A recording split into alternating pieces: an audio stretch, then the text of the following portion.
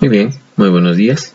Vamos a continuar hablando acerca del tema de la República Aristocrática. Hemos empezado haciendo una descripción de la República Aristocrática, lo hemos dividido en partes. Hemos hablado de algunos aspectos generales, de algunas características económicas, políticas, sociales, pero también ya hemos hablado de algunos presidentes que gobernaron al Perú durante este periodo que comprende desde el año de 1895 hasta el año de 1919. Vamos a desarrollar la cuarta y última parte de la República Aristocrática y nos vamos a ubicar como siempre, en una línea del tiempo. En este caso, esta línea del tiempo va a abarcar principalmente los años de 1914 hasta el año de 1919. ¿Quiénes gobernaron en ese lapso del tiempo? Tenemos el primer gobierno del coronel Óscar R. Benavides, que gobierna de 1914 a 1915. Y tenemos el segundo gobierno de José Pardo y Barreda. Ya de alguna forma hablamos de él durante su primer gobierno. Nos vamos a dedicarnos a hablar algunos hechos, algunos acontecimientos que han ocurrido durante el gobierno de estos presidentes. Estamos en un contexto internacional significativo. Estamos en el desarrollo de la Primera Guerra Mundial, que obviamente tuvo efectos a nivel mundial. Vamos a empezar entonces a señalar algunos aspectos generales. Hay que recordar que cuando Billinghurst fue derrocado, se formó una junta de gobierno presidida por el coronel Benavides, con la anuencia del Congreso, es decir, con la autorización del Congreso. Posteriormente, el mismo Congreso nombró al coronel Benavides presidente provisorio y lo ascendió a general. Al año siguiente, después de un breve gobierno lleno de dificultades en realidad, provocados en su mayor parte por el estallido de la Guerra Europea, es decir, la Primera Guerra Mundial, Benavides llamó a elecciones. Un hecho importante, como ya acabamos de mencionar, es el desarrollo de la Primera Guerra Mundial, que tendrá efectos a nivel mundial, por supuesto en el Perú también, conocida también como la Gran Guerra, ¿no es cierto? Ese es el contexto internacional durante los gobiernos de Óscar R. Benavides y José Pardo y Barreda. Hablemos del primer gobierno de Óscar R. Benavides, que cronológicamente abarcó del año de 1914 hasta el año de 1915, un año nada más. En el aspecto político, el gobierno provisional de Benavides tuvo como objetivo principal el convocar a las elecciones presidenciales. Digamos entonces que fue un gobierno de emergencia, un gobierno de transición. Pero de todas maneras podríamos mencionar algunos hechos, algunos acontecimientos, algunas obras durante el primer gobierno de Óscar R. Benavides. ¿Qué tenemos acá? Tenemos el problema de Brea y Pariñas. Esto es una situación interesante para analizarlo. ¿Qué tenemos? Según la legislación de minas entonces vigente, los que explotaban el petróleo debían pagar al Estado un impuesto de 30 soles oro por pertenencia que explotara, ¿ya? Pertenencia era una extensión de 40.000 metros cuadrados. Esa era una pertenencia. De acuerdo con la medición hecha por el juez de Paita en el año de 1888, por orden del gobierno, por supuesto, dichos campos petroleros abarcaban 10 pertenencias, que era explotada por la empresa británica London and Pacific Petroleum, que fueron inscritos con esa extensión en el Padrón General de Minas. Y el impuesto por pertenencia era de 30 soles. Así, la London and Pacific estaba obligada a pagar al Estado un impuesto anual de 300 soles por las 10 pertenencias. Sin embargo, la Junta de Gobierno ordenó llevar a cabo una remesura, una nueva medición de dicho campo, que reveló la existencia de 41.614 pertenencias, en donde el juez de Paita había medido en el año de 1888 solo 10. De esa manera, la Junta de Gobierno ordenó a dicha empresa realizar el pago de 1.248.420 soles en vez de 300, que hasta entonces venían abonando a favor del Estado peruano. Y esto en realidad va a continuar como problema entre esta empresa y, por supuesto, el Estado. ¿Qué otro hecho encontramos? Una crisis económica provocada principalmente por la Gran Guerra, es decir, la Primera Guerra Mundial. Sabemos que la Primera Guerra Mundial abarcó desde el año de 1914 y hasta el año de 1919. En ese contexto, nuestro país se enfrentó a una difícil situación económica debido al estallido justamente de la guerra, y los efectos iniciales fueron los siguientes. El descenso de las exportaciones de productos de primera necesidad y por supuesto de las importaciones. Pero también durante esta época se ordenó la acuñación de monedas de oro.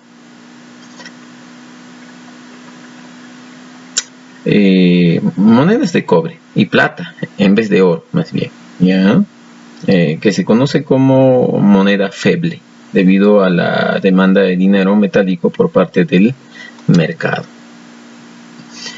Pero también se produce la emisión de cheques circulares. El Perú tenía una sólida moneda de oro, la famosa libra peruana. Pero a raíz de la Primera Guerra Mundial, las rentas del Estado comenzaron a disminuir. El comercio sufrió serios tropiezos. La moneda de oro emigró del país y el temor obligó a la población a esconder las monedas de oro y a retirar sus depósitos de los bancos. Para detener esta crisis, Benavides se vio obligado a apoyar a los bancos y a emitir los llamados cheques circulares, moneda de papel con el respaldo de oro que fue guardado en los depósitos de los bancos. Se estipuló que tales cheques circulasen o estos cheques circulares serían convertidos en monedas de oro al término de la guerra. Pero esto nunca sucedió. Desde entonces el Perú volvió al régimen de la moneda de papel y la moneda de oro desapareció para siempre. Y sabemos que en la actualidad rige o predomina pues la moneda de papel, ¿no es cierto? Esas serían algunas de las obras importantes que él habría realizado durante su gobierno. Pero ¿cómo es que terminó? Vamos a encontrar que para las elecciones presidenciales del año de 1915 se convocó a una convención de partidos con el propósito de buscar armonía nacional, en la que participaron los siguientes partidos políticos. Tenemos el Partido Constitucional, liderado por Andrés Avelino Cáceres. Tenemos la participación también del Partido Civil, liderado por por Javier Prado. El Partido Liberal, liderado por Augusto Durán. Y el Partido Demócrata, liderado por Pedro de Osma. La convención fue presidida por el general Andrés Avelino Cáceres y en marzo de 1915 se promovió se llegó a un acuerdo. Se promovió como candidato de esta alianza a José Pardo y Barreda. Y como sabemos, terminará triunfando. Así que vamos a hablar de él. Vamos a hablar del segundo gobierno de José Pardo y Barreda. En el aspecto político, ¿qué podemos decir? Durante el segundo gobierno de José Pardo y Barreda, encontramos, el segundo gobierno de José Pardo y Barreda significa la vuelta a la normalidad constitucional, con el debido respeto a las funciones de las instituciones, a la ley y a las libertades públicas. Estuvo marcado básicamente por el desarrollo de la Primera Guerra Mundial, como ya hemos mencionado, y las luchas de los obreros por las reivindicaciones laborales. Entonces, repito, Este gobierno principalmente está marcado por el desarrollo de la Primera Guerra Mundial y las luchas obreras por la jornada laboral de las 8 horas. Mencionemos algunos hechos.